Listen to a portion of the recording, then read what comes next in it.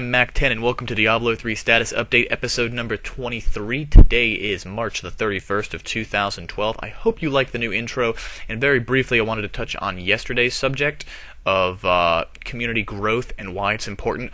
Blizzard just issued 100,000 more beta keys for Mists of Pandaria, so I think that gesture speaks for itself.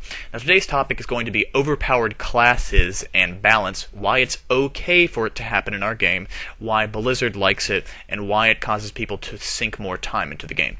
So we're going to be looking at some beta footage of the Witch Doctor, which in my opinion will be the strongest class at launch.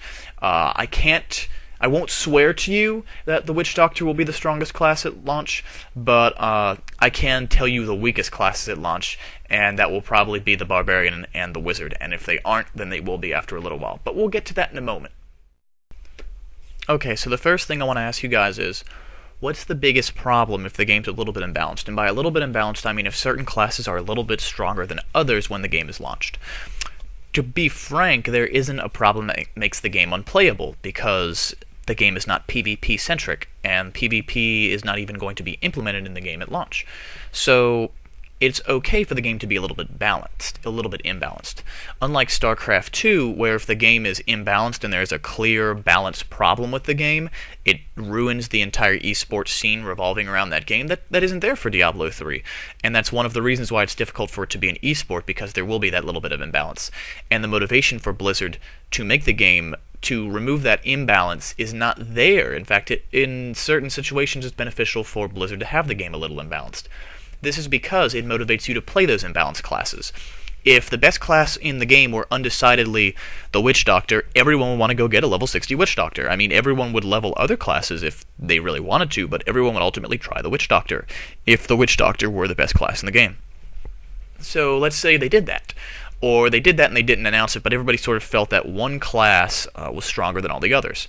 Well, this would sort of encourage everyone to play that class. So everybody gets that class up to a really high level.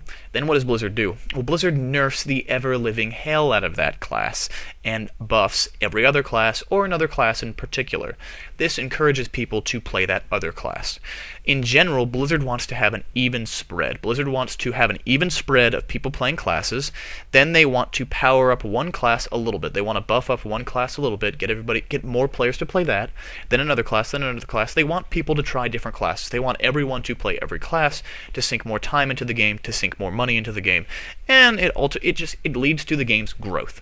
So imbalance, I would argue, is a good thing if you want the game to have longevity, because it will encourage people to try different things.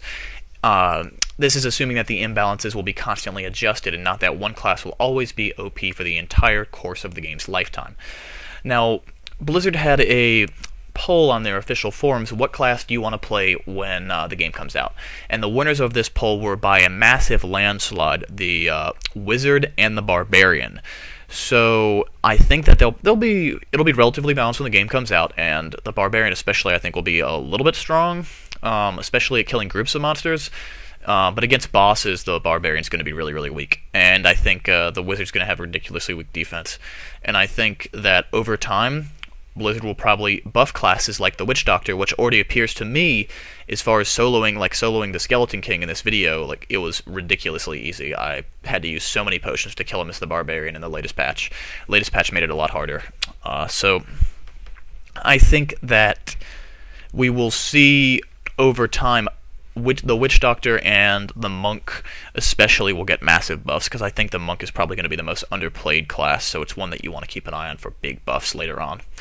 But anyway, thank you for watching. I hope you enjoyed the video, and if you like my videos, please subscribe, like them on YouTube. You can find me on Twitter at MacX10, and have a wonderful day.